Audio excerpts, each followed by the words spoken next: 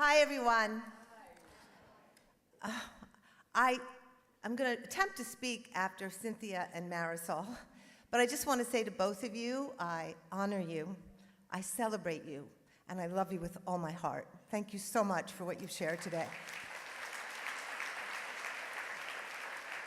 And thank you, Lisa, for that wonderful introduction. I am so honored and humbled to stand here today with the Coalition for the Homeless, who I have been in partnership with at certain points in my life, and just in greatest admiration for your critical work of literally keeping homeless people lifted and in our consciousness all the time. And I'm so thrilled to be here to support First Step and the incredible programs that you've all seen manifest here today. And all the women in this room who are turning their pain to power and their deprivations to extraordinary manifestations. I have to tell you that it's quite auspicious to be here today at the Plaza, honoring First Step. 30 years ago, in 1989, I was volunteering at the Olivetti Center for Homeless Women on 30th Street. Reagan was president. AIDS and homelessness were prolific. It was the era, and he was the president, that ushered in the time of rabid neoliberalism. Ketchup was designated as a real food for the homeless. The yuppie had arrived and was worshipped. Markets were deregulated, and Americans were told it was all about the self, taking care of yourself, rising for yourself at all costs. The government no longer saw itself as an agent serving the people, caring for the needy, the marginalized, the poor, and all responsibility was suddenly directed towards the private sector. We have never recovered from this time, and I personally hold Reagan responsible for the downfall of an America that was at one time more centered on care and community than personal advancement and profit. At that time, there was a real estate magnate, then licensed by that particular climate, eviscerating low-income housing and construction luxury buildings for the rich in their place. Can you guess who that was? Another clue, he owned this building. On February 11th, 1989, outraged by everything I was experiencing working at Olivetti, I organized a demonstration called Free Brunch at the Plaza. We set up makeshift restaurant outside on the street with white tablecloths and volunteer waiters dressed in fancy black and white tuxedo wait uniforms. Many caring people donated food, and we bussed in hundreds and hundreds of homeless people in order to feed them and love them in plain sight.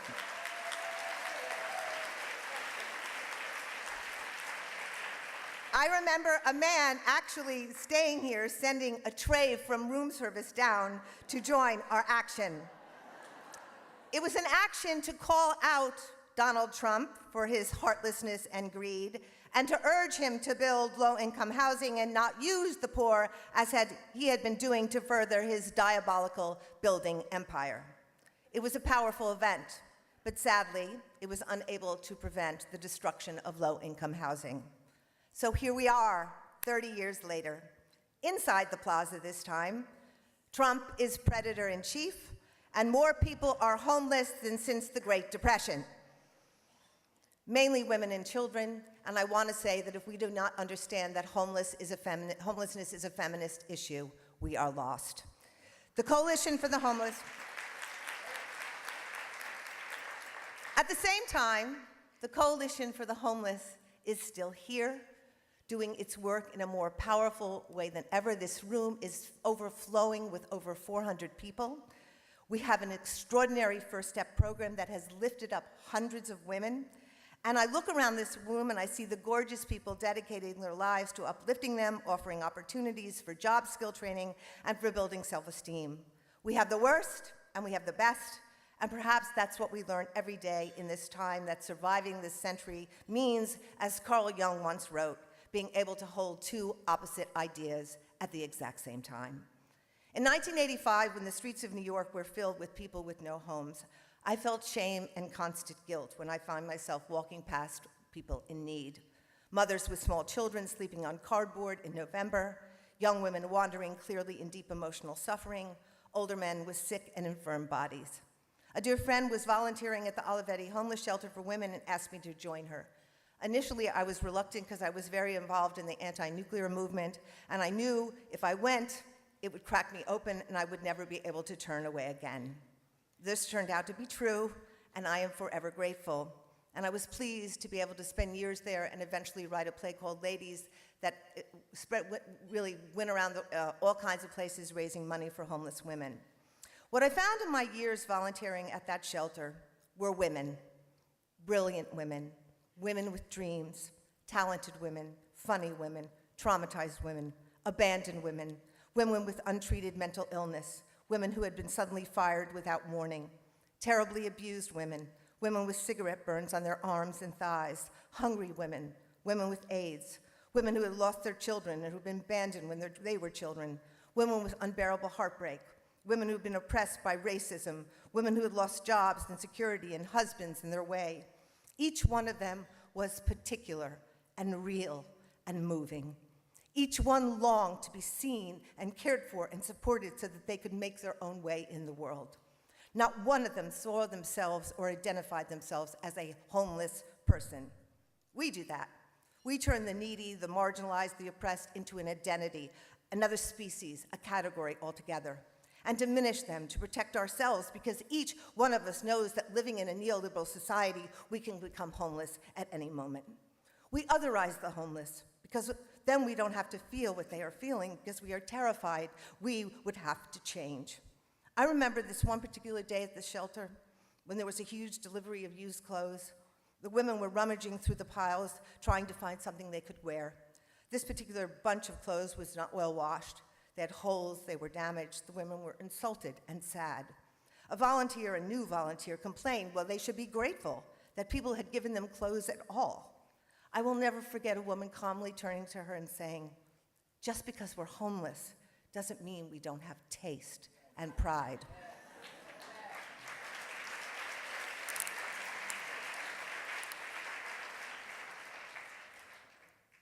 What I learned in my years at Olivetti is that all homelessness becomes a designation, a castigation, a stigma. It is not, in fact, an identity. It is an outcome. It is a failure, a consequence of the breakdown of a system. It can happen in the blink of an eye. So many Americans are one paycheck away from poverty. We saw this when the predator-in-chief shut down the federal government and so many employees were on the brink of disaster. And these were federal employees with regular paychecks. It's even more precarious when we think of the workers who live job to job. Homelessness is not an identity, it's a systematic consequence and outcome, and the way being an immigrant is not an identity, but an outcome, or an incarcerated person is not an identity, it's an outcome. Many levels of the system have failed in order for one to become homeless. A woman battered by her husband, forced to leave her house rather than her husband having to leave, is homelessness. 63% of the women who are homeless have suffered domestic violence. A woman fleeing to protect her child from sexual abuse is homelessness. A teenage girl raped by her stepfather who flees into the streets is homelessness. A trans woman exiled from her family is homelessness. A young girl sex trafficked is homelessness. A woman addicted to opioids is homelessness. A woman broken by tragedy or loss or grief is homelessness. A woman refused or denied housing because of her color or race or religion is homelessness. Poverty is homelessness. We are living in a country where many of us are made to feel worthless, disposable failures, where no matter what we do, we will never achieve enough, be enough, and we are made to believe that our failures are our individual responsibility and fault rather than a failed system. We are living in a country where our pain, our needs, our oppression, our suffering becomes actually the basis of our criminalization rather than our care. This has escalated and been encouraged under the current predator who has dirtied our culture with hate, ignorance, arrogance, and contempt, and sadly, it has been greatly supported by his party. Those who are poor and black and brown are criminalized for being poor and black and brown. No other society in human history has imprisoned so many of its own citizens, 2.3 million people. More black men are enslaved or in prison or jail or probation or parole than were enslaved in 1850 before the Civil War. And many are being criminalized for simply being black. How many white women, how many white people have called the police seeing a black person napping in a dorm or shopping for clothes or leaving an Airbnb or touring a college campus or sitting in Starbucks? The list is endless. Those seeking shelter are criminalized. We treat homeless people like delinquents rather than people who need places to live. The mentally ill are criminalized rather than cured.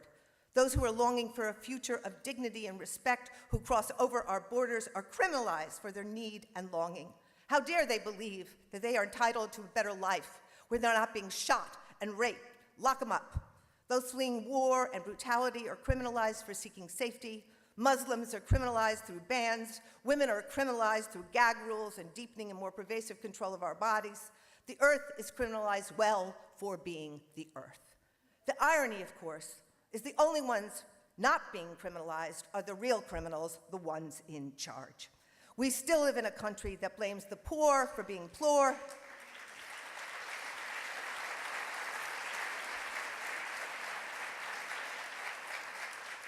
We still live in a country that blames the poor for being poor, homeless people for being homeless, people of color for being oppressed, women for being raped or violated, and LGBTQI people for being born loving the way they love. I want to talk for a moment about trauma, the impact of trauma.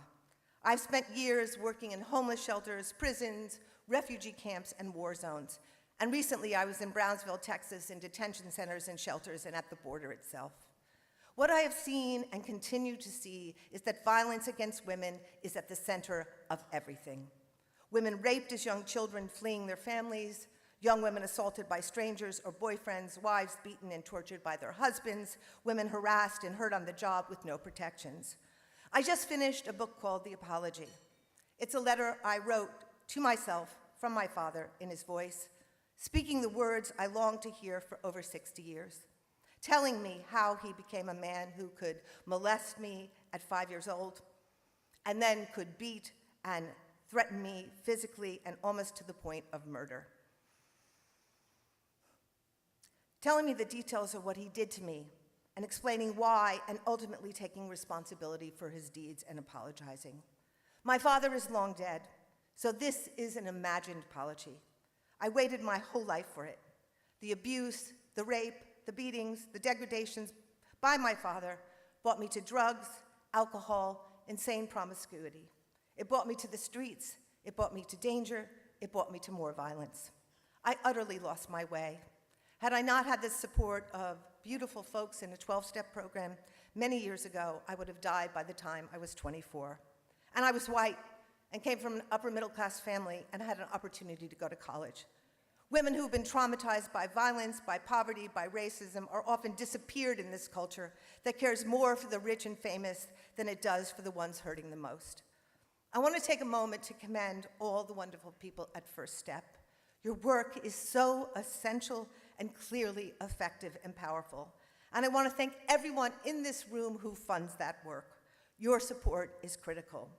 More than anything, I want to honor every woman in this room who has had the courage and strength to move past the impossibility, that impossible time of pain and abuse. As a woman who has survived sexual abuse and severe violence, who was once falling off the edge of the world, I stand with you in deepest love and solidarity. As I'm older now, I want to leave you with a secret, a possible way to take back your life, rewrite your story, and transform your poison into medicine. As women, we are fed so many stories. After we're abused and raped or incested or harassed, then we are told these things. Well, you know how you begin, you will end. Once you're broken, you're forever broken. If you're raped or abused as a child, you can never overcome it. I'm here to tell you these are all utter nonsense and simply stories that are there to keep us in our place after we've been abused and oppressed.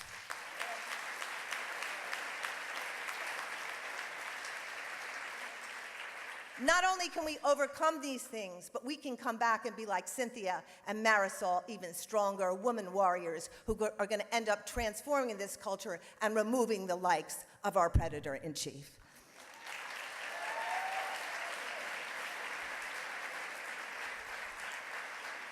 So I leave you with 3 things that changed my life.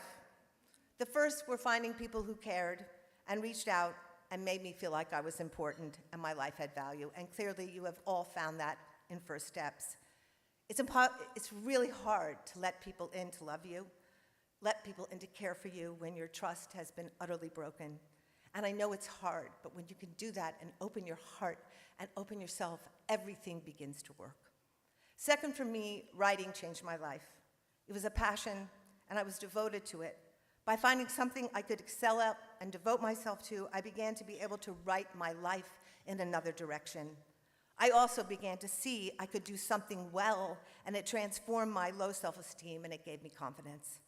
The third thing, and I think this is the most critical thing, was giving others what I needed the most. Reaching out to women who were worse off than me, who had less privilege and less opportunities, becoming a full-time activist. Which leads me to my last point. For me, I've lived two parallel lives, the life of self-transformation, healing, artist, and the life of giving myself wholeheartedly to work for social justice. We need to change ourselves as we change the world, and changing the world becomes the way we change ourselves. We are the ones responsible for making sure that in another 30 years, if we are lucky enough to have them, there are no more homeless women, children, or people who live in our midst.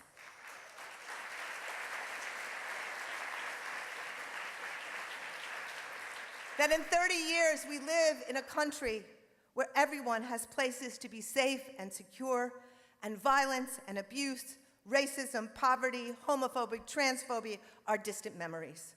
We need to demand that we live in a world where all of us have comfort and access to healing and opportunities and jobs and homes and healthcare, where we value our connections over consumption, our well-being over profit, our transformation over punishment, and our collective rising over individual winning.